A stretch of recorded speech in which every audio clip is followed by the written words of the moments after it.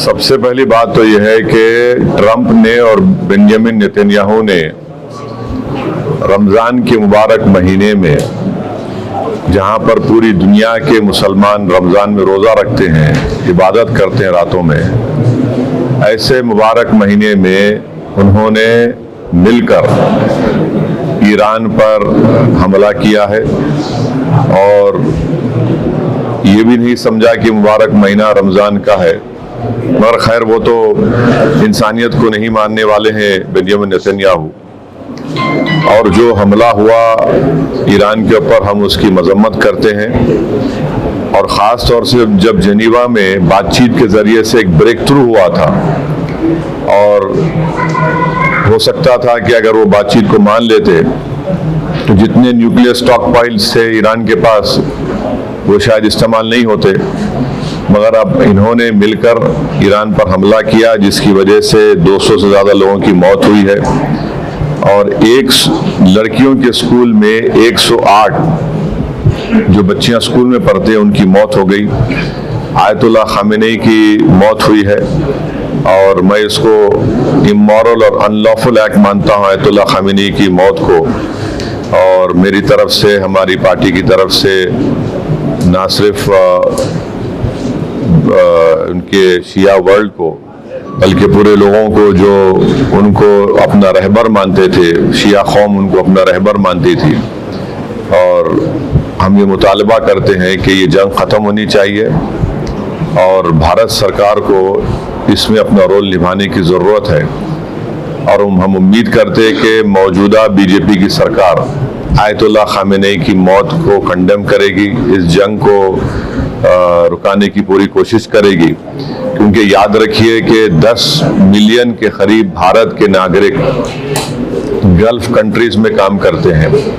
और अभी इत्तला आई कि ओमान के पोर्ट पर शायद हमारे एक इंडियन वर्कर की जख्मी भी हुए हैं। तो ये बहुत, अगर ये जंग नहीं रुकेगी तो फिर ये बहुत आगे बढ़ेगी, ये टर्मोइल होगा पूरे इलाके में। और आपको अंदाज़ा भी नहीं है कि कई भारत के लोग जो उम्रा करने के लिए गए हैं और वो ट्रैवल एजेंट के ज़रिए जाते, पैसे देते 2 दिन मक्के में या 3 दिन मदीने में, अब उनके पास पैसे नहीं है, वहाँ पे फ्लाइट ही नहीं उड़ रही वहाँ पे। तो कितनी परेशानी हो रही है। और साथ ही साथ आप ये भी बात जानते हैं कि हमारे जो पड़ोसी मुल्क है और जो इजराइल है, ये दोनों मुल्क अपने पड़ोसियों को चैन से जीने नहीं दे रहे। अफगानिस्तान में हमला, और फिर इजराइल जो है बार बार जून में ईरान पे हमला किया, और इजराइल बेंजामिन नेतन्याहू ने 70,000 से ज़्यादा फ़लस्तीनियों का जेनोसाइड किया। ये जेनोसाइडल रजीम है और जो हमेशा शरारत करते रहते हैं। तो ये मेरे एहसासात हैं अपनी पार्टी की तरफ से, और मैं उम्मीद करता हूं कि हमारी गवर्नमेंट ऑफ इंडिया खामनेई की मौत की मजम्मत करेगी। और अगर ये जंग नहीं रुकेगी, जो एक इल्लीगल है और कोई ख़तरा नहीं था किसी को, सिर्फ दबाना चाह रहे थे और जुल्म कर रहे हैं इस तरह वहाँ पर हमला करके, और इसके जो नताइज निकलेंगे वो बुरे निकलने वाले हैं। हम लोग अंडर एस्टिमेट कर रहे हैं, ये ख़त्म होने वाली नहीं। अगर ट्रंप और नेतन्याहू समझ रहे हैं कि रिजीम चेंज होगा ईरान में, मैं नहीं समझता कि रिजीम चेंज होने जाने वाला है। सर, पूरे वैश्विक पटल पे पहले ये जो टैरिफ का वो आया, उसके बाद वेनेजुएला की जो घटना और ये घटना, इसको आप कैसे देखते हैं? क्योंकि अमेरिका लीड करता रहा है। नहीं, देखिए, जितना इंटरनेशनल रूल बेस्ड ऑर्डर था वेनेजुएला पे हमले के बाद वो ख़त्म हो गया। अब और उसको आप ख़त्म कर दिए जब आप इजराइल के साथ मिलकर ईरान पर हमला किए। जेनीवा में ब्रेक थ्रू हो गया था बातचीत का। ओबामा जब प्रेसिडेंट थे तो उन्होंने ईरान से JCPOA एक एग्रीमेंट किया कि सिर्फ 3% न्यूक्लियर फ्यूल बनाएंगे। ट्रंप प्रेसिडेंट बने, उन्होंने उस ट्रीटी को ही ख़त्म कर दिया, तो ईरान 60% पे चला गया। 90% होना चाहिए आपको न्यूक्लियर बॉम्ब बनाने के लिए। अब कौन जिम्मेदार है उसका बोलिए?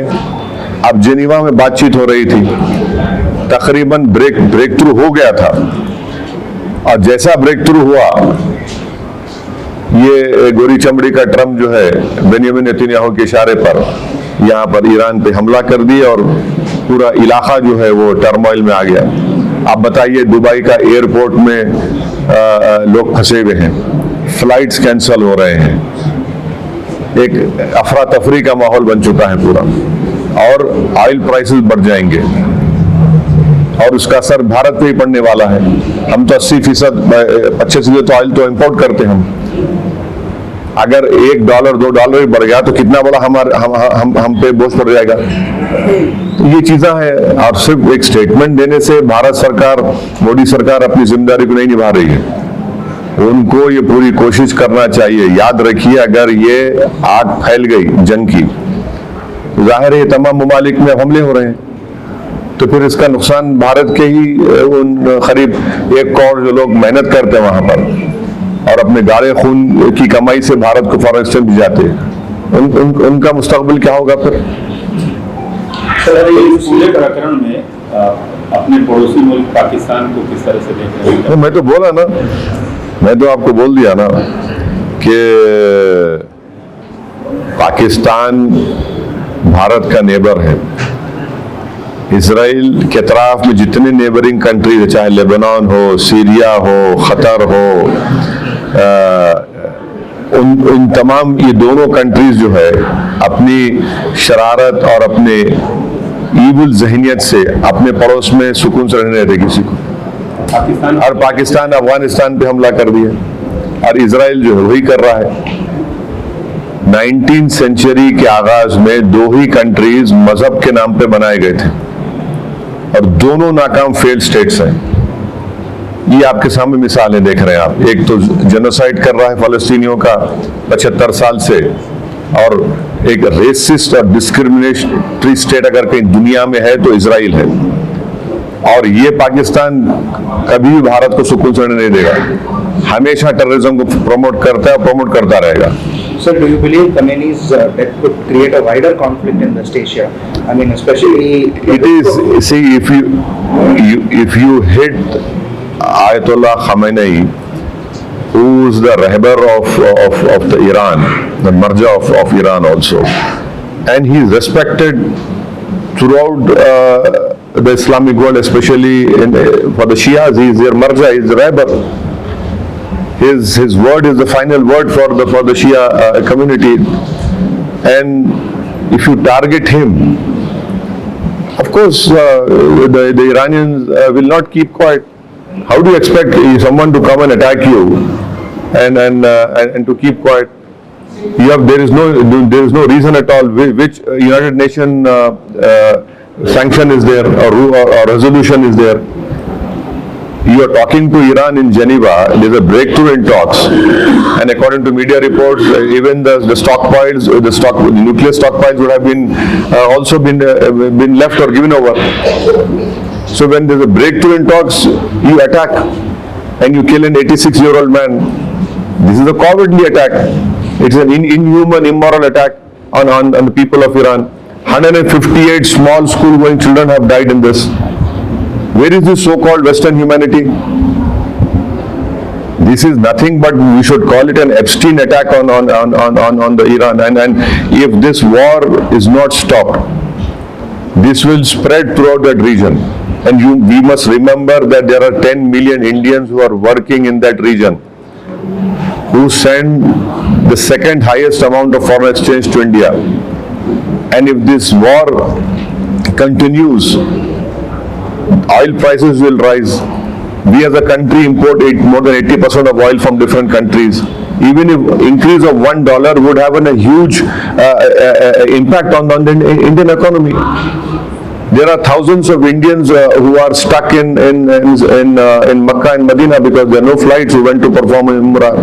There are hundreds of people who are stuck at the Dubai airport, various airports, whether it is Saudi Arabia or Oman.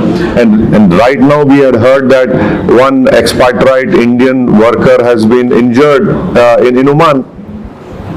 So we hope that the government of India, the Prime Minister Mr. Modi, will play a role in stopping this war. And he has a huge responsibility to take it forward. If this spreads, then there will be huge turmoil, there will be huge uncertainty, instability. And US has created that problem in Iraq, in so-called weapons of mass destruction, Libya civil war, Syria civil war, what is happening in Sudan, the world is seeing now. So Iran is a big country. These measures will not bring them a regime change over there. These people have been living under sanctions from last 30 years, 35 years. So are you expecting the Iranians to capitulate? I don't think so that will happen. Everyone has they have some sense of belonging, and they're a proud nation. So I think India's diplomatic stance. की एक मशहूर खिलाड़ी हैं, हैदराबाद की बेटी हैं, PV Sindhu, वो भी फंसी हुई हैं। उसके लिए कुछ अपील? अरे वो एक नहीं है ना, कई फंसे हुए हैं। वो तो मशहूर है, उन्होंने ट्वीट एक्स पे डाल दिया तो फौरन उन्होंने शुक्रिया अदा किया भारत की एम्बेसी का। मगर जो लोग फंसे हुए हैं आम भारत के नागरिक एयरपोर्ट, उनका क्या होगा बताइए? जिनकी टिकट्स बुक है, बेचारे गरीब मजदूर हैं, उनके लिए 40-50 हजार टिकट लेना, उनके लिए तो खर्चे करके जाते, फ्लाइट ही नहीं है, पूरे एयरपोर्ट्स बंद हैं। सिर्फ इसलिए कि इजराइल को अपना मकसद पूरा करना है। लेकिन एक इजराइल की वजह से पूरे इलाके को आप आग लगा देंगे क्या? कि इनका दिल नहीं भरा? 70,000 फलस्तीनियों की जान से मारने के, 35,000 बच्चे मारे गए उसमें। भारत के कई लोग उम्रा करने गए, रमजान का महीना है, वहां फंसे हुए लोग। मेरे को कई फोन आ रहे कि हमारे पास पैसे नहीं, होटल वाले हमको बोल रहे दिन के 5,000 रुपए दो। कहां जाएंगे वो लोग? तो ये मौका है भारत के प्रधानमंत्री को अपने लीडरशिप स्किल्स को दिखाने का इंटरनेशनल लेवल पर। विश्व गुरु अगर हम बनना चाहते तो ये मौका है, सिर्फ बोलना नहीं, आप अपना रोल अदा करिए और इसको रुकाइए आप। इजराइल ने भारत के प्रधानमंत्री के विजिट को इस्तेमाल किया अपने जेनोसाइड को छुपाने के लिए और ईरान पर हमले को छुपाने के लिए। मैं फिर से कह रहा हूं, इस हमले से भारत का कौन सा नेशनल इंटरेस्ट सर्व हुआ बताइए? हमको तो नुकसान हो रहा है हर एतबार से। हैदराबाद एयरपोर्ट पे फ्लाइट से नहीं उड़ रहे जो लोग बाहर जाना चाह रहे। किसका नुकसान हो रहा है? देश का ही नुकसान हो रहा है ना इसमें। 10 मिलियन लोग वहां पर हैं। कितना सेकंड हाईएस्ट फॉरेन एक्सचेंज आता है हमको? क्या होगा फिर उसका? ऑयल की कीमत बढ़ गई, क्या होगा फिर उसका? तो ये खाली स्टेटमेंट देने से और रेजिम चेंज की अगर कोशिश कर रहा है नेतन्याहू, वो तो नहीं होने वाला है। सर, नेतन्याहू ने एक ट्वीट किया। नेतन्याहू ने ट्वीट किया, ट्वीट में वो अपडेट कर रहे हैं अमेरिकी प्रेसिडेंट को, और उनके सामने एक सेकेंड वर्ल्ड वॉर की बुक रखी हुई है। हाँ, तो ये अगर ये क्या हम वर्ल्ड वॉर 3 देखना चाह रहे हैं क्या? हम वर्ल्ड वॉर 3 देखना चाह रहे हैं क्या? बोलिए आप। अगर ये फैलेगा तो फिर एक के बाद एक तो फिर तो हालात हाथ से निकल जाएंगे ना। क्या वर्ल्ड वॉर 3 देखना चाह रही दुनिया? तो फिर ये तो उसी रास्ते पे ना चले जाए, खुदा ना खासा। So what do you think India's diplomatic stance should be? Condemn, mediate, or first of all, you see, the Israelis deceived us by calling the Prime Minister to visit Israel at such a wrong time. It was unwise of the Prime Minister to even go to Israel despite knowing what is happening in that whole area. They deceived the Prime Minister, they deceived 133 crore Indians, and then they do this drama of giving an award in Knesset which was never given, it just created that time.